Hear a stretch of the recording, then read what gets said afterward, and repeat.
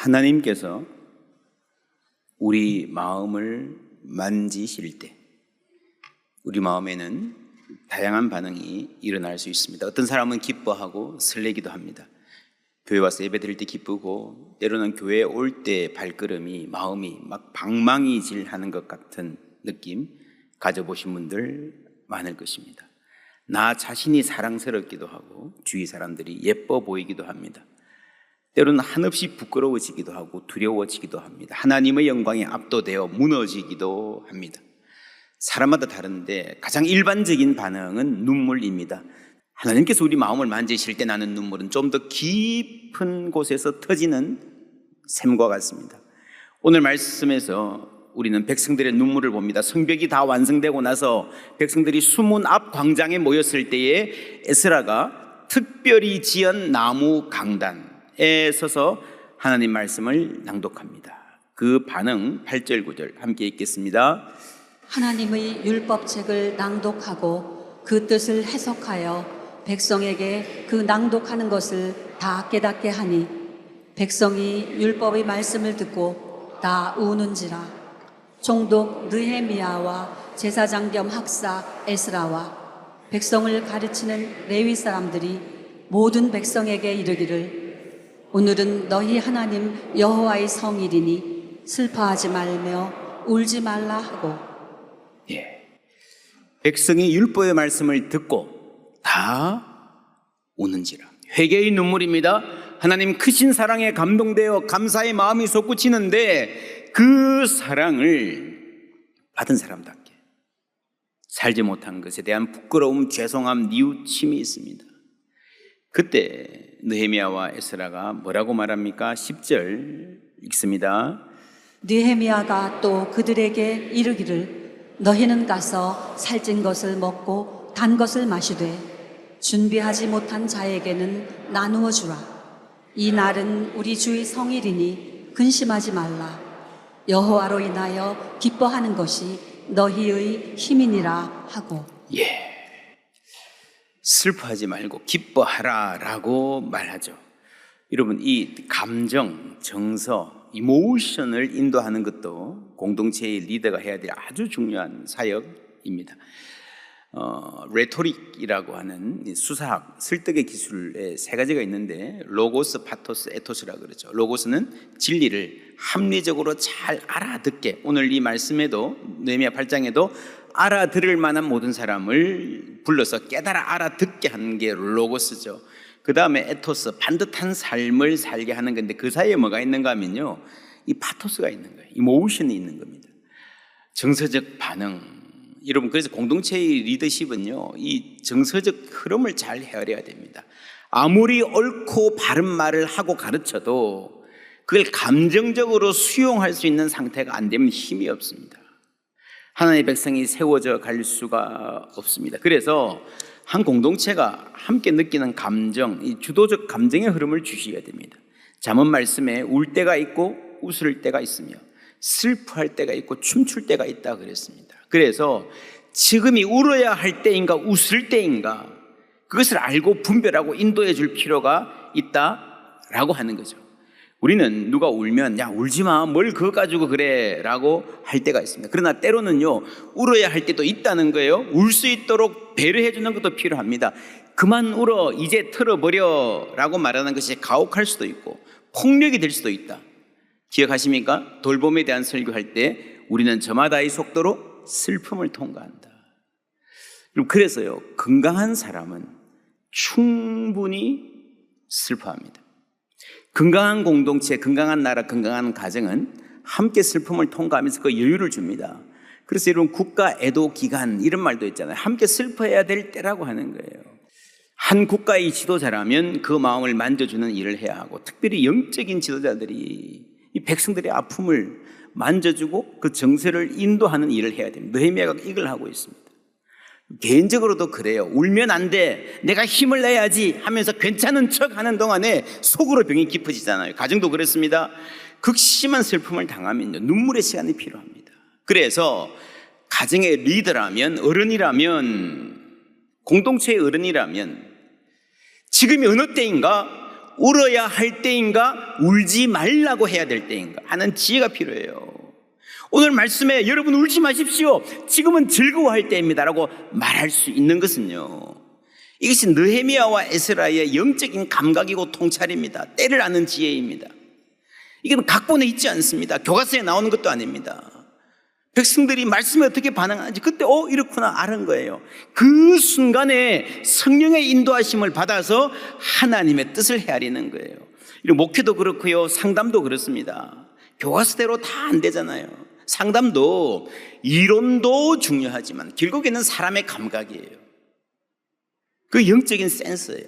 거기서 소위 백성들의 혹은 내담자의 마음을, 정서를 인도하는 그것을 spiritual direction, 영적인 지도로 할 수 있습니다. 지금이 울라고 말해야 될 때인지, 야 정신 차려 호되게 도전해야 될 때인지, 긴장하고 깨어있어 기도해야 될 때인지, 긴장을 풀고 좀 쉬어라 할 때인지, 이런 맨날 기도해라 그것도 좋지 않습니다. 예수님도 그러셨잖아요. 제자들에게 겟세마네에서 여기서 나와 함께 깨어있어 달라, 주의하라 깨어있어라 하셨지만 조금 후에 이제는 자고 쉬라 그러셨잖아요. 그 때를 아는 지혜입니다. 슬퍼할 때와 기뻐할 때를 아는, 옆에 딱 붙어서 위로해 주어야 될 때가 있는가 하면 거리를 두고 가만히 놓아두어야 할 때가 있습니다. 적극적으로 도전하고 방향 전환을 해야 할 때도 있는 것입니다. 그것을 아는 지혜가 어디서 오는가? 본인의 영적인 생활이에요. 긴 여정 가운데 생깁니다. 말씀 가운데서 오랫동안 기도하고 묵상하고 순종하면서 하나님 뜻을 분별하려고 노력하는 가운데 실수도 하고, 때로는 두려워하고 혼란스러워하고 헛다리 짚기도 하고, 내가 왜 그랬지? 자신의 머리도 쥐어박아 보면서, 그러면서 하나님의 뜻을 알아가는 거예요. 그러면서 분별력이 자라고 지혜가 깊어지는 것입니다. 하루아침에 이루어지지 않습니다. 기도하며 통과한 세월은 지혜를 가져옵니다. 또 인생을 살다 보면 넘어야 될 큰 고개들이 있습니다. 지난 시간에 이런 시간표 보았죠. 바벨론 포로 이후에 1, 2, 3차 기한 스룹바벨, 에스라, 느헤미야, 이게 그냥 이렇게 보면 그냥 지나간 역사적 사건이에요. 글자일 뿐이에요. 그러나 이 사람들, 그 중심에 서는 사람들, 스룹바벨, 에스라, 느헤미야 본인에게는요 얼마나 힘든 일이었겠습니까? 지금 여기서 출발해서 그 광야길을 지나서 무사히 도착할 수 있을지, 중간에 도적이나 강도들을 만나지 않을지, 예상치 못한 적들의 공격을 받을지 알 수 없는 상황에서 계획하고 출발했습니다. 믿음은 있지만 걱정도 찾아옵니다. 여러분, 나 혼자 어떻게 되고 잘못되는 거야 감수한다 그러더라도 이 많은 백성들을 이끌고 나만 따라보고 따라오는데 어떻게 그 길을 가겠어요? 우리가 흔히 목숨을 건 결단이라는 말을 하자면요, 그것보다 훨씬 더 크고 어려운 결단이었습니다. 이 세 사람은 기도하면서 그 길을 갔습니다. 그 사람들이 바로 지금 이 앞에 서 있는 에스라와 느헤미야예요. 그 고개를 넘은 사람, 그 과정을 통과한 사람들이에요. 그래서 1장의 느헤미야와 8장의 느헤미야는요 다른 사람. 험한 인생의 고개를 넘으면서 겉으로는 단단해지고 속으로는 민감해졌습니다. 성령의 음성에 지혜가 생겼습니다. 그 영적인 감각으로 이제 백성들을 인도하는 거예요. 그 안에 정서를 인도하는 것도 포함됩니다. 11절 12절 함께 읽겠습니다.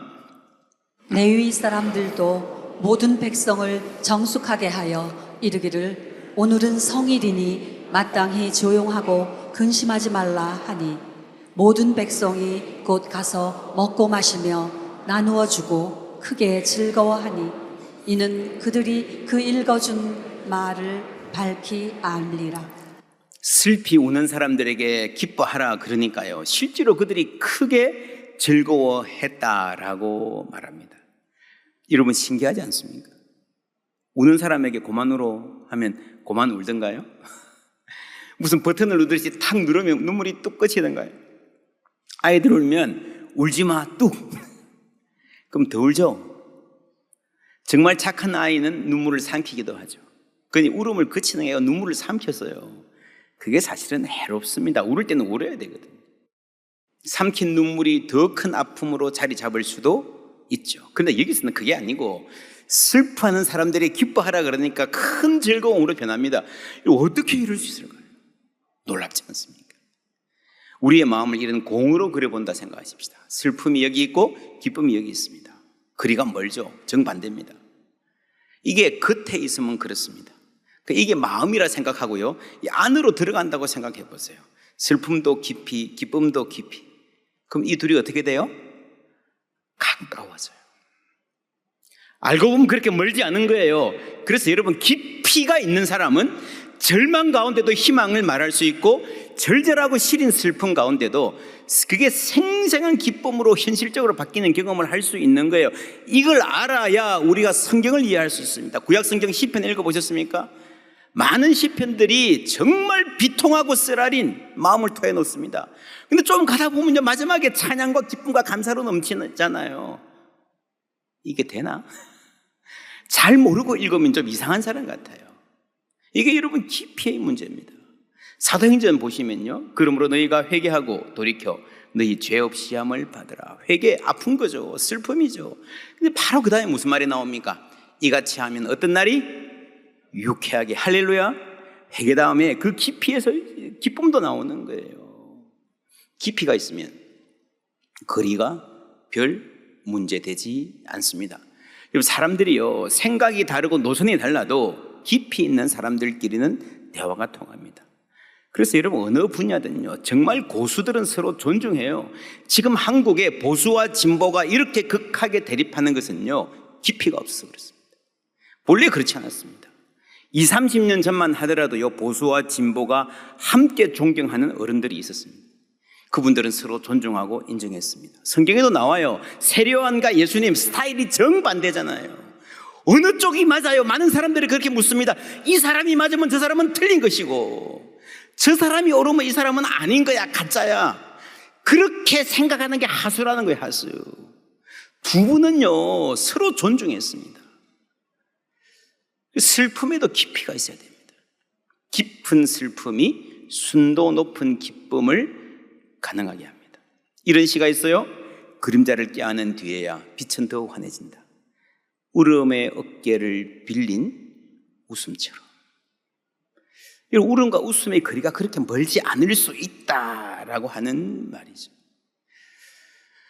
여러분, 느헤미야가 이 일에 쓰임 받을 수 있었던 이유는요, 또 하나, 모두가 슬피 울다가 한마디 환한 웃음으로 바뀌는 그 깊이 있는 감정을 만질 수 있던 이유는 무엇이었을까요? 여러분, 부럽지 않습니까? 궁금하지 않습니까? 느헤미야 1장 4절 5절 함께 읽습니다. 내가 이 말을 듣고 앉아서 울고 수일 동안 슬퍼하며 하늘이 하나님 앞에 금식하며 기도하여 이르되, 하늘이 하나님 여호와 크고 두려우신 하나님이여, 주를 사랑하고 주의 계명을 지키는 자에게 언약을 지키시며 긍휼을 베푸시는 주여 간구하나이다. 느헤미야가 먼저 우는 시간이 있었습니다. 예루살렘이 무너졌다라는 소식을 듣고 골방에서 혼자 처절하게 슬퍼하며 금식하며 울며 기도했습니다. 그렇게 눈물을 흘린 느헤미야가, 깊은 슬픔을 아는 느헤미야가 오늘 백성에게 기뻐하라, 맛있는 것 먹어라 그러는 거예요. 여러분, 느헤미야에게 이 기도의 골방이 있었습니다. 은밀한 중에 계시는 아버지께 기도하는, 민족의 슬픔을 안고 먼저 나아가는 거예요. 운다는 게 뭐예요? 나는 자격 없다는 거죠. 나는 기뻐할 자격 없어요. 맛있는 거 먹으라, 이런 음식 먹을 자격 없어요. 그 마음으로 우는데, 기뻐하라, 맛있는 거 먹으라. 괜찮아요. 여러분, 자격 있다고 말해주고 싶어요. 그런 마음을 지금 그 큰 이 간격을요, 자신의 눈물로 채우는 거예요. 그리고 그렇게 시작한 기도의 결론, 11절 말씀, 1장 11절 함께 읽습니다. 주여 구하오니 귀를 기울이사 종의 기도와 주의 이름을 경외하기를 기뻐하는 종들의 기도를 들으시고 오늘 종이 형통하여 이 사람 앞에서 은혜를 입게 하옵소서 하였나니 그때에 내가 왕의 술 관원이 되었느니라. 여기도 기쁨이 나오네요. 그죠? 느헤미야가 눈물로 아픈 마음으로 기도하기 시작했는데 결론은 기쁨입니다. 저는 이것을 하나님께서 느헤미야의 기도를, 느헤미야가 시작할 때부터 기쁨이라는 소망으로 기도한 게 아니고요, 기도하는 가운데 하나님이 인도하시는 것 같아요. 여러분 경험하셨습니까?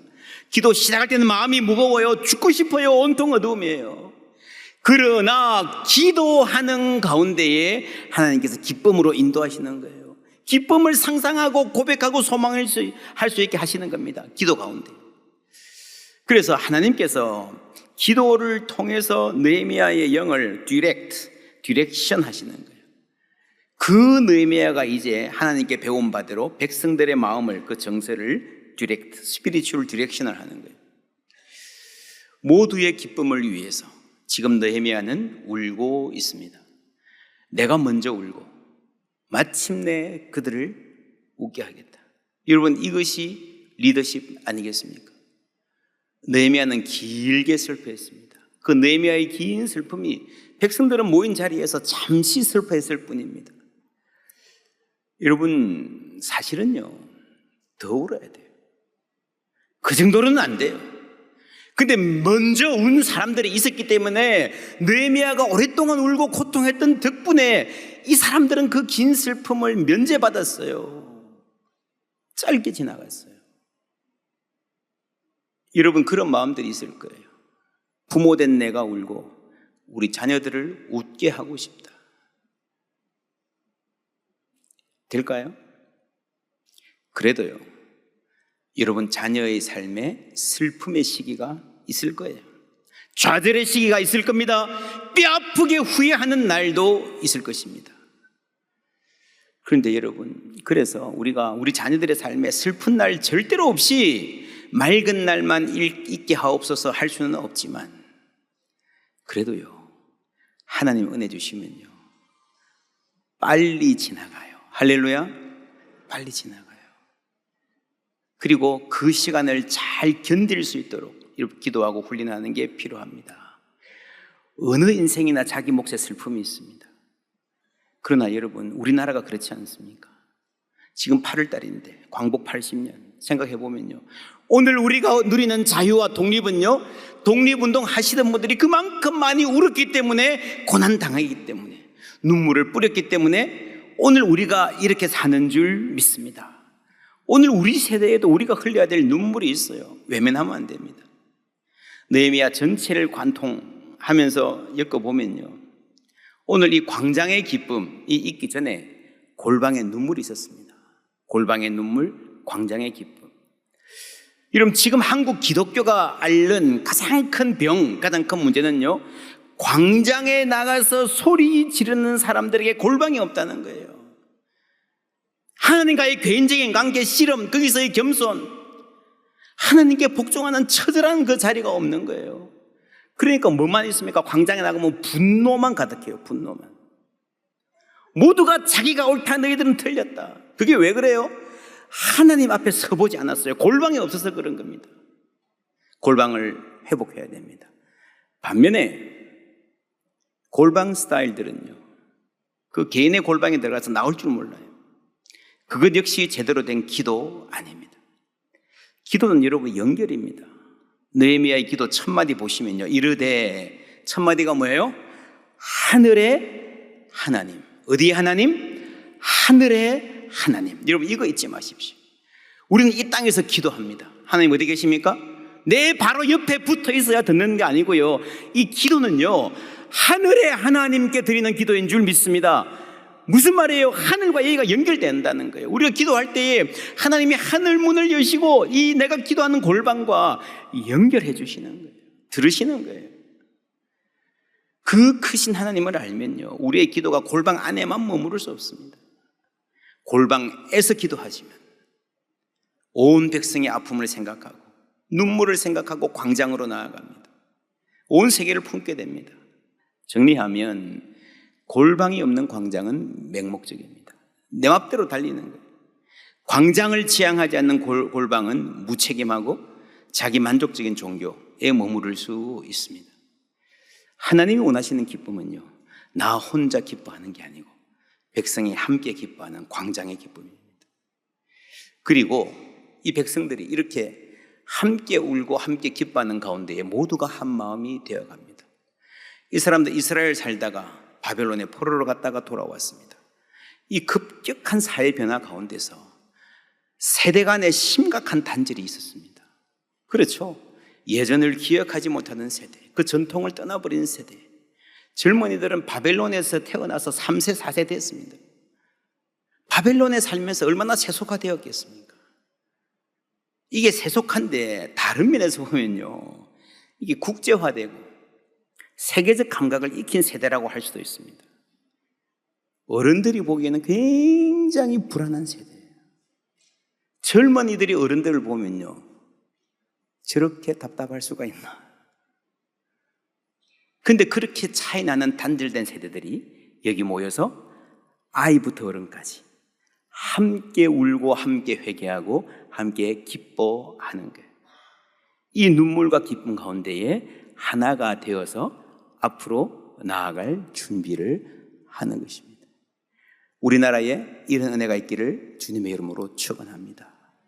교회가 이 하나됨게 하는 일에 쓰임받기를 축원합니다. 하나된 마음으로 슬퍼할 줄도 알고 기뻐할 줄도 아는, 여러분, 이것은 세속적인 욕망이 충족될 때의 기쁨이 아닙니다. 정결한 기쁨. 여러분, 이런 말이 있습니다. 슬픔인데 깊이 있는, 그러나 바닥이 없는 것은 아닌 슬픔. 바닥이 없다라는 말이 어떤 느낌을 주세요? 영어로 abyss라는 단어가 있죠. 이게 아비소스라고 하는 헬라어에서 나왔습니다. abyss. 요한계시록에 이 말이 나오는데 무저갱이라고 해요. 무저갱. 무저 뭐예요? 바닥이 없는 감옥이래요. 바닥이 없는. 그리고 여러분, 인간이 상상할 수 있는 최악의 자리가 바닥이 없이 떨어지는 거예요. 여러분, 깊은 슬픔 이야기 했는데 우리가 슬퍼할 때 주로 그렇습니다. 바닥이 있을까? 좀 슬퍼하다가 그대로 무너질까 봐, 내가 이렇게 슬퍼하다가 아예 못 일어날까 봐, 바닥 없이 추락할까 봐, 그래서 스스로 슬퍼하지도 못합니다. 그래서 충분히 슬퍼하지 못하는 거예요. 그 불안 때문에. 그러나 여러분, 우리는 예수님의 슬픔, 우리를 위해서 눈물 흘리신 예수님의 슬픔은요, 슬픔으로 끝나지 않았다는 걸 알고 있잖아요. 부활의 영광, 생명의 승리가 있는 줄 믿습니다. 깊은 슬픔이지만 바닥이 없는 것은 아니라는 걸 알기 때문에 우리는 충분히 슬퍼할 수 있습니다. 그리고 우리의 문제를 해결받을 수 있습니다. 충분히 슬퍼할 수 있는 그 자유도요, 여러분, 특권이에요. 그 결과로 주시는 정결한 기쁨이 있습니다. 마음껏 마음 놓고 기뻐할 수 있는, 우리가 그럴 때 있지 않습니까? 웃으면서도 어디 한쪽에서 이거 맞나 싶은 생각, 불안한 마음, 내가 이래도 되나? 마음이 막 날아갈 것 같아가도 생각해보면 어딘가 묵직하게 붙잡는 것이 있는, 그게 마음의 부담일 수도 있고요, 죄책감일 수도 있고요, 미래에 대한 불안일 수도 있습니다. 파랗든 맑은 하늘에 갑자기 먹구름이 몰려오는 것 같은, 그게 여러분 세상이 주는 기쁨입니다. 하나님 주시는 기쁨은 온전한 기쁨인 줄 믿습니다. 하늘의 하나님이 내려주신 하늘의 기쁨입니다. 이것이야말로 정결한 기쁨입니다. 우리는 이 정결한 기쁨을 누릴 자격이 없는 사람이지만 이 하늘의 기쁨 주시기 위해서 우리 주님 하늘에서 이 땅에 오시고 우리 위에 십자가 지신 줄 믿습니다. 모든 대가를 지불하셨습니다. 그 하늘의 하나님께서 오늘 우리의 기도를 들으시고 우리의 눈물도 보고 계신 줄 믿습니다. 그 위에 내려주시는 온전하고 정결한 기쁨 누리며 살아가는 우리 모두 되기를, 그 생명의 기쁨 전하며 살아가는 우리 모두 되기를 주님의 이름으로 축원합니다.